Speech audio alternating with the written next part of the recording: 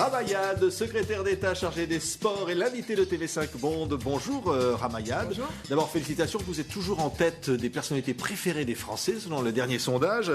Ipsos Le Point, ça vous fait plaisir ?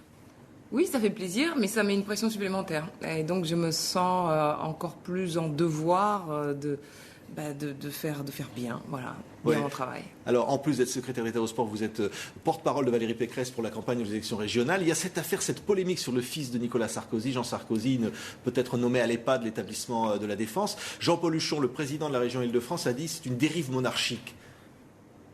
C'est Jean-Paul Huchon qui donne des leçons en ce domaine. Je rappelle qu'il a quand même été en justice pour des faits au Conseil régional qui lui étaient reprochés et pour lesquels il a quand même été condamné. Donc en matière de République irréprochable, Jean-Paul Huchon n'a aucune leçon à nous donner. Quant à cette affaire Jean Sarkozy, ce n'est pas encore fait. Je rappelle que ce n'est pas encore fait, que l'élection a lieu le 4 décembre et que ce sont les élus des Hauts-de-Seine qui portent la responsabilité de l'élire ou pas, et qu'ils voteront en leur âme et conscience, et ce sont eux qui devront rendre compte devant leurs électeurs.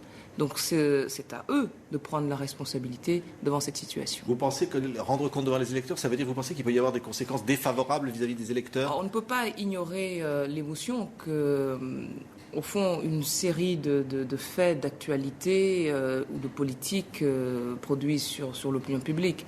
L'affaire Polonsky, puis ensuite la polémique déclenchée sur les écrits de Frédéric Mitterrand interpelle quelque part dans l'opinion publique.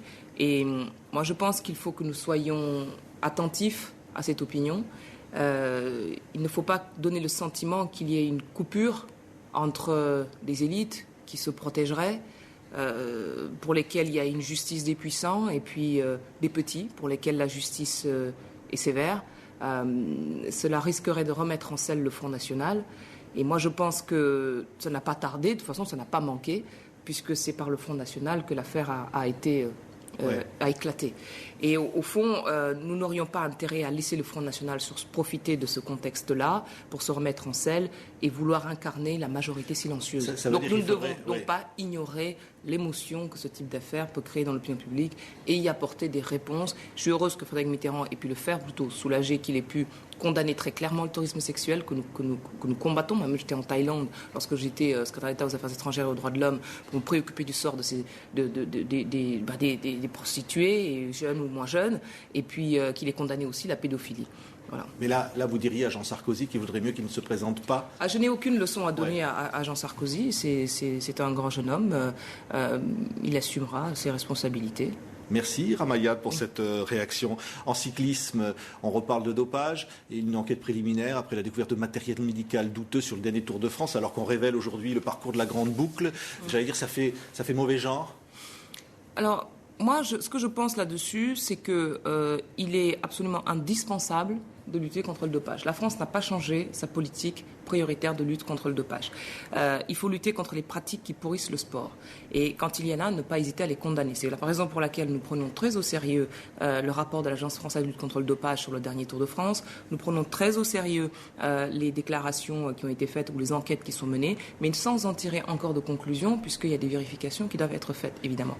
Et notre engagement, notre détermination à lutter contre le dopage s'exprime par l'application de la loi de 98, par la création de l'Agence française de lutte contre le dopage que l'État finance complètement.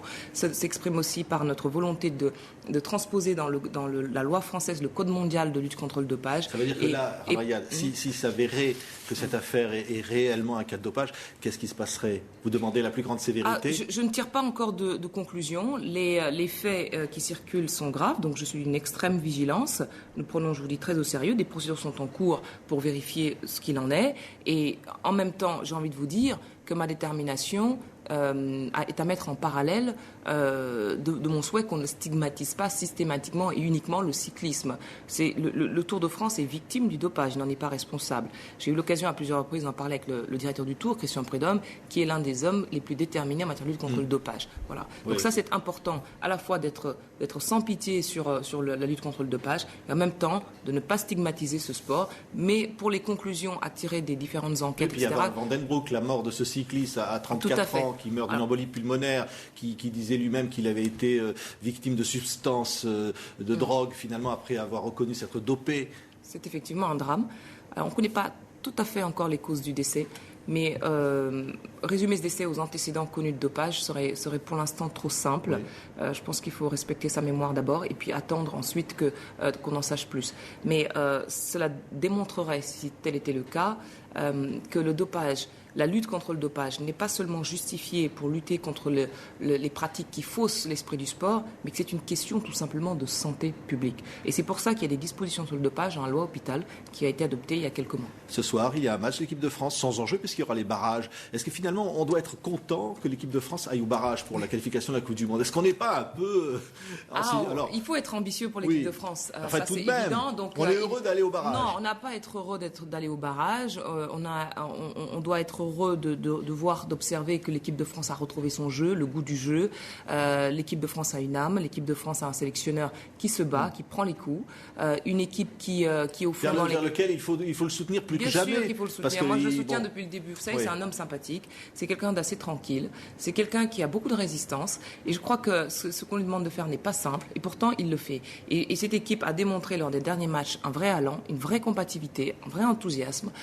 Ils savent être une équipe quand ils sont en difficulté. Ils ne sont jamais aussi bons que lorsqu'ils sont dans ces situations-là. Donc, les Français doivent être derrière cette équipe-là. Moi, je voudrais qu'ils aillent en Coupe du Monde, en Afrique du Sud. Le symbole est trop beau, le symbole est trop fort. Je ne peux pas imaginer que la France n'y soit pas. Et sur ce coup-là, je crois qu'il faut arrêter les polémiques et de leur chercher des poux dans la tête et puis être derrière eux. Oui. Un mot quand même sur le football, évidemment, parfois la violence ou l'intolérance. Le club qui avait refusé de rencontrer le Paris Football Gay a été exclu de sa compétition amateur. C'est une bonne chose ? Oui, je partage cette décision qui a été prise par la commission football loisirs de la fédération du club omnisport. Je partage cette décision parce qu'elle est légitime. Il est inadmissible que pour des raisons religieuses, on refuse de jouer un match de football. L'homophobie, l'intolérance, l'exclusion, la discrimination n'ont pas à être sur un terrain de football qui doit être un lieu de fraternité, d'ouverture à l'autre et de tolérance. Donc moi, je partage cette décision, mais j'aurais quand même préféré qu'on n'en arrive pas là. C'est pour ça que j'avais invité les deux protagonistes à quand même jouer un match amical avant que la commission disciplinaire ne prenne cette décision. Je pense qu'il est quand même pas trop tard, donc je les invite à nouveau à jouer un match amical. Si ça ne changera rien à l'exclusion de Créteil Bébel du championnat, ça donnera peut-être l'occasion aux joueurs, dont certains, je crois, s'étaient désolidarisés de la décision de leur président, ça donnera peut-être l'occasion aux joueurs d'effacer la faute morale, d'effacer l'opprobre, et donc je les invite vraiment à le faire au-delà de la décision disciplinaire qui a été prise. Merci Rama Iyad, secrétaire d'État chargé des sports en France, d'avoir été l'invité de TV5 Monde.